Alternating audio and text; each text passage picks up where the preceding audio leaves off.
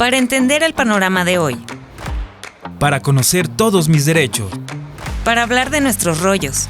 La CDH y Radio Universidad presentan Con Sentido Humano. ¡Comenzamos!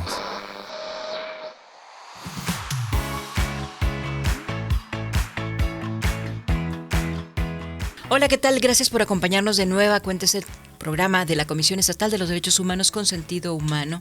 Mi nombre es Dinora Gutiérrez y les agradecemos el favor de su atención. Y en esta ocasión, ya en la conmemoración del Día Internacional del Autismo, o para hablar acerca de este trastorno del espectro autista, quisimos justo hoy invitar a una persona que está involucrada a través de la asociación a la que pertenece en estas tareas, sobre todo de visibilizar cuáles son los derechos de las personas que viven con esta situación, que viven con el trastorno del espectro autista, a las familias y también en cuestiones que nosotros como instituciones tenemos pendientes todavía en el respeto de los derechos humanos de las personas que viven con TEA. Bienvenida, maestra Elizabeth Valderrama Arámbula, ella es coordinadora terapéutica de Esperanza para el Autismo, que es institución de asistencia privada aquí en Chihuahua capital. Bienvenida, muchas gracias por estar aquí. Al contrario, muchísimas gracias por la invitación. Me gustaría, para que nuestra audiencia también conozca y se familiarice un poco más con los términos, porque a veces escuchamos autismo, escuchamos trastorno del espectro autista, escuchamos TEA, por ejemplo, también. ¿Cuál es la forma adecuada de llamarla y cómo entender el autismo? Bueno, el término correcto es trastorno del espectro autista. De pronto la palabra TEA es la abreviación de estas siglas y pues bueno, vendría siendo el término correcto. Anteriormente se usaban algunos otros términos como síndrome de Asperger, autismo, había otro por ahí que se llamaba TGD o trastorno generalizado del desarrollo. A partir del 2013, con la publicación del manual de diagnóstico, que es el DSM-5, todos estos trastornos que antes eran diferentes se engloban ahorita en lo que es el TEA o el trastorno del espectro autista. Pues es una condición del neurodesarrollo que va a afectar a la persona que lo padece en diferentes áreas de su desarrollo o de su vida diaria, principalmente lo que es la comunicación. Aquí tenemos a las personas desde las que no hablan o no tienen un lenguaje verbal hasta las que a lo mejor, aunque tienen un lenguaje, tienen dificultades para socializar, ¿no? o para relacionarse con las otras personas. Está un poquito por ahí, digamos, se les dificulta un poco también la parte de la integración sensorial. Hay a veces muchos desórdenes en cuanto a sensibilidad en ciertos estímulos sensoriales y pues sobre todo la parte conductual. Tienden a ser personas que tienen ciertos patrones de conducta que son un poco inflexibles, un poco repetitivos y pues ahora sí que por eso es un espectro, porque la variedad en los síntomas o cómo se presentan, pues es sumamente variable. Es muy amplia y en cada persona es diferente la condición. Correcto. Aunque comparten bien a lo mejor los criterios de estas tres afectaciones, pues cada uno tiene una afectación totalmente distinta a otro. Nos hemos topado desde las instituciones primero con el desconocimiento y luego el prejuicio también hacia las personas neurodivergentes, las personas que viven con alguna discapacidad, sobre todo en este tema de salud mental. Nos aflige pues que en medio de estas circunstancias, aunque hay avances, me refiero, por ejemplo, en materia legislativa, hay una ley estatal que rige esta situación del autismo, no se ha aplicado y entonces les toca a ustedes como instituciones privadas estar haciendo parte de la difusión, parte de la promoción y parte de la defensa de los derechos humanos de estas personas. ¿Qué es lo que nos está faltando como instituciones hacer? Bueno, yo creo que gran parte como del conocimiento, que siento yo que ahorita aquí en Chihuahua ya estamos un poco más adelante en este tema de la sensibilización.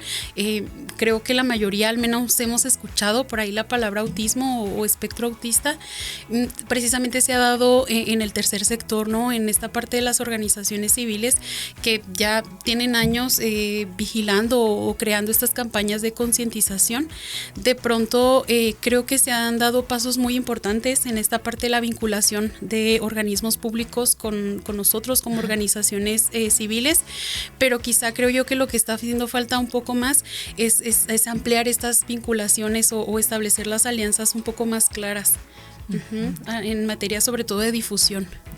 En cuanto a la ley estatal del autismo que hace algunos años se aprobó, ¿Qué está faltando? Porque aunque esté establecida, yo supongo que no la conocemos. No, creo que hay mucho desconocimiento por parte de las familias. De hecho, a lo mejor nosotros como sociedad civil intentamos que las familias que acuden a nosotros pues estén informadas, ¿no? O estén enteradas de este tipo de leyes. Sin embargo, hay aún así mucho desconocimiento. Y además, aunque existe la ley y se estuvieron trabajando varias comisiones intersecretariales por ahí para hacer gestiones, hasta el momento no existe como tal un fondeo para esta ley. Entonces, por ejemplo, organizaciones de la sociedad civil como nosotros que trabajamos este problema público, no hay instancias donde podamos bajar recurso público para poder abarcar a nuestra población. ¿Qué tan amplio, profundo está la situación, sobre todo en cuestión de casos que atender aquí en Chihuahua, no solamente en la ciudad, en el estado? ¿Cómo está la situación del autismo?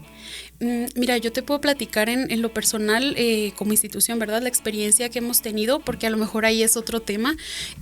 No hay estadísticas oficiales, no hay como un sondeo que podamos tener de alguna institución pública que nos diga más o menos cómo va la tendencia aquí en el estado o en el municipio de Chihuahua, pero al menos te puedo platicar que ahí en SPAU hace 2 años estamos haciendo una campaña de detección gratuita en donde en Plaza de Armas el 2 de abril en el marco de la conmemoración asistimos y hacemos filtros rápidos de diagnóstico donde pues todas las personas que pronto no pueden acceder a costear un diagnóstico oficial porque pues los costos son bastante elevados, acuden, se les hacen unas preguntas rápidas y si tienen ciertos indicativos entonces pues se mandan a una valoración oficial, ¿verdad?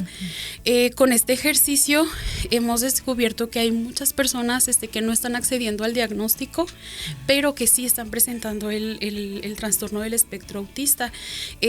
Estadísticas oficiales, aunque no son locales, habla de que hay un crecimiento en la incidencia de alrededor del 17% anual.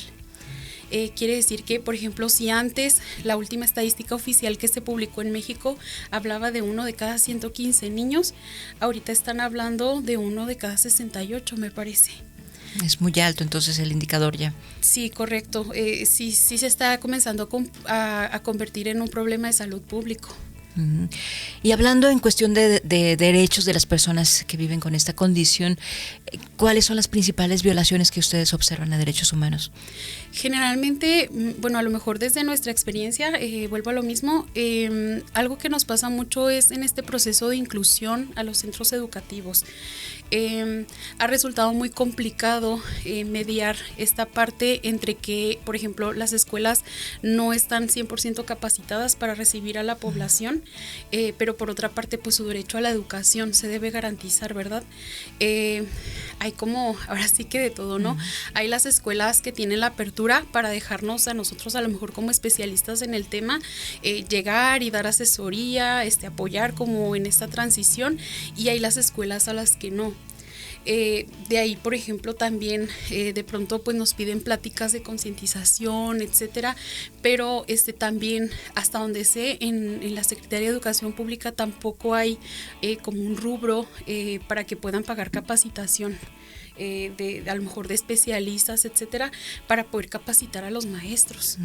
Es por una parte esta cuestión de la inclusión que no se cumple, ¿no? Aunque Correcto. Está obligada la autoridad educativa, el personal docente no está suficientemente capacitado, pero luego están las familias también de los otros niños y niñas dentro del ámbito escolar, ¿no? Que a veces reclaman de manera pues no sé si llamarlo insensible, porque no es solamente eso, sino que también están en esa otra parte de la defensa del derecho de sus hijos e hijas a tener una vida tranquila. No siempre se puede comprender lo que está viviendo la persona con el trastorno. Sí, son ambas partes y sobre todo, por ejemplo, pues ahí a lo mejor también está haciendo falta un poquito discriminar también a qué chicos estamos incluyendo a estos espacios educativos y qué chicos o niños, niñas, a lo mejor todavía requieren como un proceso terapéutico, pero la pregunta es dónde se les da este espacio terapéutico para para poder garantizar que en un futuro se puedan incluir a lo que es su derecho de un espacio educativo. Y luego tenemos también ya pues la cuestión de las edades, ¿no? A lo mejor mientras están en la infancia pues se les puede atender en un centro escolar, en un centro especializado, pero cuando ya están caminando hacia la adolescencia y todavía peor la vida adulta, es todavía más complejo atenderles. Sí, de hecho creo que somos mínimas las instituciones que atendemos de cualquier edad. Por ejemplo, ahí en SPAU, pues nosotros recibimos de cualquier edad y cualquier nivel de funcionamiento, pero sí, lo que es después de los 15 años más o menos, las opciones de intervención se reducen drásticamente.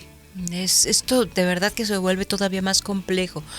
Pero luego hablamos acerca de no discriminación, hablamos de inclusión, hablamos de sensibilización, pero cada año vemos las mismas circunstancias. No sé, maestra, usted no me dejará mentir, vemos mucho esfuerzo por parte de las organizaciones de la sociedad civil como SPAU, como otras que no me vienen a la mente en este momento, pero algo todavía no nos permite cruzar esa línea. Pareciera como si estuvieran de un lado las organizaciones que están más sensibilizadas, que conocen, y por otro lado toda la parte de la sociedad que no está enfrentando esta circunstancia. Sí, y sobre todo creo yo que hay un tema incluso hasta en el campo laboral. O sea, ahorita ya a lo mejor anteriormente el autismo se comprendía mucho como el lado de la discapacidad o este autismo, digamos, en un polo muy, muy severo, vamos a decir, pero ahorita realmente a esta discriminación o esta falta de inclusión se están atravesando o se están experimentando incluso jóvenes en las universidades, chicos que salen de la universidad y pues no encuentran trabajo precisamente por esta exclusión social. En tema de atención a la salud, digo, más allá del tema de la salud mental, todas las situaciones que rodean a una persona que vive con esta condición, ¿cuáles son las mayores vulneraciones en temas de salud? Bueno, en temas de salud yo creo que la falta de acceso a especialistas capacitados, y no me refiero únicamente a lo mejor al servicio a lo mejor de las instituciones públicas, no, incluso hasta en el ámbito privado. Vamos a suponer una mamá quiere sacar una cita para su hijo con autismo con el neuropediatra o un pedopsiquiatra, y las agendas andan rondando los años. Por ejemplo, si saco yo ahorita cita, me están dando cita para enero de 2026, por ejemplo. Entonces, porque hay pocas personas especializadas también. Exactamente, y luego además le sumamos los altos costos, ¿verdad? Que esto genera de tratarlo por el tema privado. Pero imagínense la vulneración del derecho a la salud que atraviesa este chaparrito, que tiene que esperar hasta enero del siguiente año para poder ser atendido por un especialista. Es muy delicado esto, pero luego está también enfrentar la parte social o legal o jurídica, ¿no? Las personas que ya que viven con esa condición, pero que son personas adultas, que no pueden quizá enfrentar asuntos legales, tienen que ir sus familiares, sus padres, sus madres, hermanos, no sé. ¿Qué tipo de circunstancias se están enfrentando también en esta materia?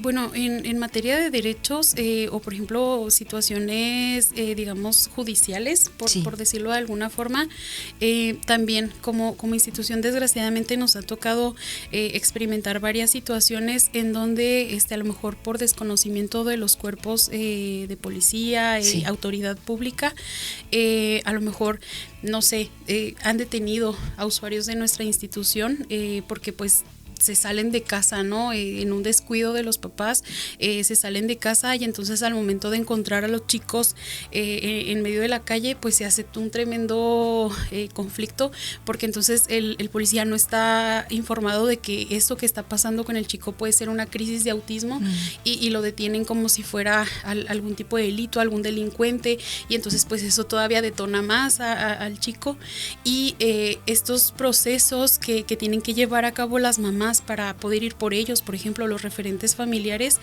son sumamente largos y complicados. Y sigue recayendo también la responsabilidad en el ámbito familiar, muchas veces en la madre de familia, más que en otro integrante de la familia. No es en todos los casos, desde luego, pero me parece que sí hay una gran parte de la responsabilidad, carga de la responsabilidad en la madre, ¿no? Sí, totalmente. Incluso el mayor porcentaje de familias, al menos como institución y con otras instituciones que tenemos por ahí coordinación, el mayor porcentaje son familias monoparentales que están justamente representadas por una madre de familia. Esa es una sobrecarga enorme, entonces también hay una afectación a la salud mental de las personas cuidadoras. Sí, totalmente. ¿Qué tipo de atención se otorga también para las personas que son cuidadoras? Es decir, hablando en términos de integración, porque no solamente la persona que vive con esta condición, sino las personas que viven con la persona que tiene esta condición. ¿Cómo se les ayuda? ¿Cómo se les puede apoyar? Cualquier programa terapéutico que atienda a una persona con diagnóstico de autismo tiene que involucrar directamente a la familia o al referente familiar que esté presente en este caso. Como institución, nosotros es como regla o ley, digamos, ahí, que al momento de el chico o niña ingresar al programa, la familia tiene que llevar un acompañamiento terapéutico. Y este acompañamiento terapéutico no es nada más en cuestión de aprender técnicas y estrategias para manejar a esta persona, sino este apoyo emocional o esta contención psicológica que se tiene que dar a esta parte del desgaste del cuidador. Yo recuerdo que hace un par de años existía, no sé si está establecido por ley, el CIAPEA, que pues se encargaba de aglomerar a todas las, o reunir, mejor dicho, a todas las instituciones públicas y privadas encargadas, responsables pues de atender los temas del autismo, desde la Secretaría de Salud principalmente. ¿Qué ha pasado con estas tareas del CIAPEA? ¿Qué ha pasado pues con estos organismos que están establecidos? Bueno, este organismo lo que se encargó mucho en su tiempo fue como dar a conocer esta parte de la ley que se estaba generando. Como comisión intersecretarial era el tema de capacitar o sensibilizar ciertos temas. Por ahí en la página podían ver que como organizaciones de pronto mandábamos como flyers, sí, o información sobre la condición.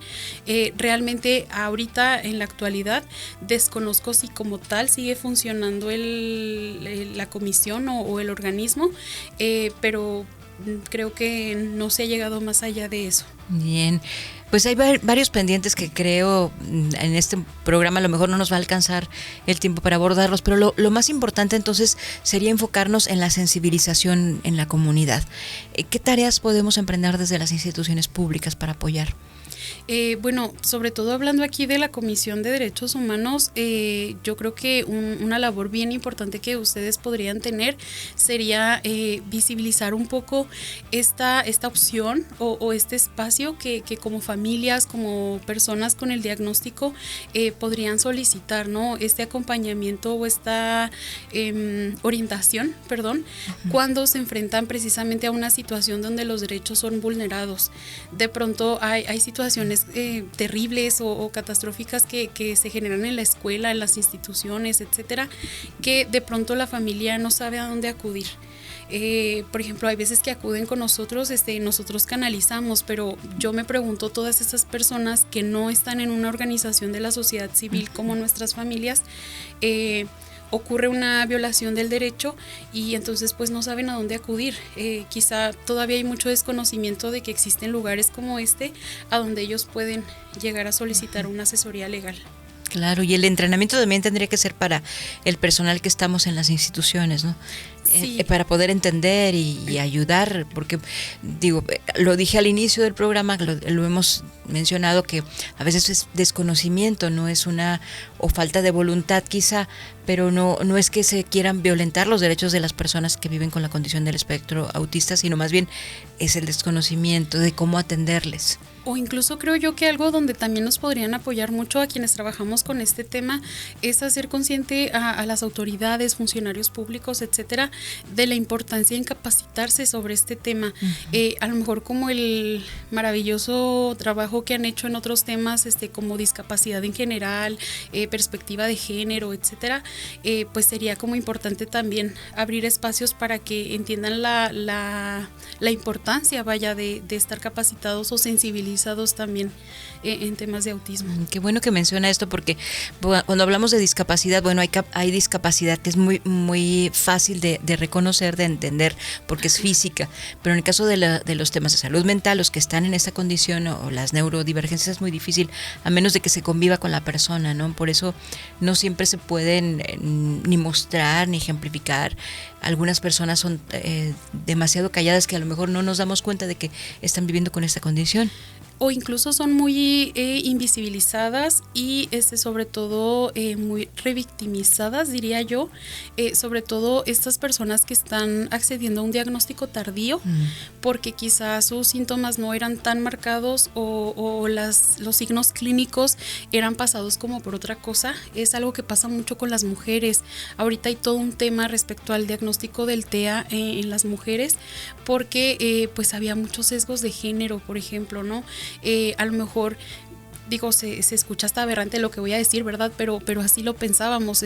Por ejemplo, llama más la atención un niño que es seriecito a una niña, ¿no? O sea, si una niña no le gusta convivir, pues es tímida, pero por cultura no llama la atención, ¿no? Porque pues las niñas deben ser tímidas.